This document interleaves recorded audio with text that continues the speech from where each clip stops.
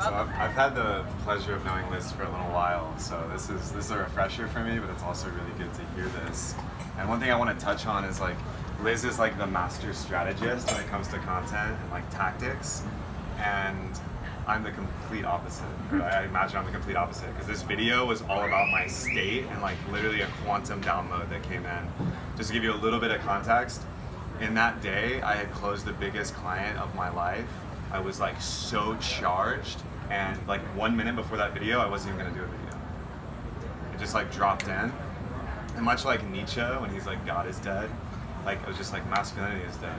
I had this like download about my childhood in Texas basically, and like just the way I've seen the divine masculine show up. And the reason I believe it went viral is yes, like I already had a little bit of a community built, so it was really polarized. The shares are what blew it up. The shares in the comments, because it started this like war between the two sides on the issue. It was also my state. It was my state. That was the main thing. Like as soon as I hit record, I was ready to go to war. And I poured my energy and eye contact and my language into the camera. And I could feel it happen. Like I was like witnessing myself do it. And so for me, I think that was the number one factor, was getting into a really good state. And he like, Aloko was just joking. Like I literally was doing like Kapalabhati, like breath of fire, push-ups. Like me and Ryan were like really synced up, like hunter mode, because we'd just gotten off like a sales call. So I channeled all that energy into like a 7-minute video that caused some people to hate me and deliver death threats, and caused a lot of other people to like worship and like just praise me. And so what was the content of your message?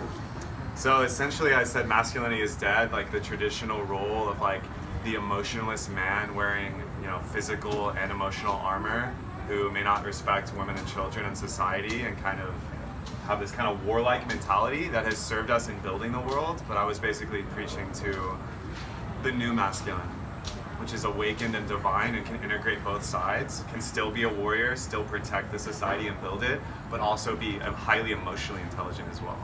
And so that was the thing, like a lot of like the deep south people in the comments were like, you're not a man, like, you know, they were just like throwing like vitriol at California and like all these crazy projections. And then all the women were like, oh my God, like, can't you men see that like this is what we want, an emotionally available man? Like, you're proving his point. It was crazy to watch.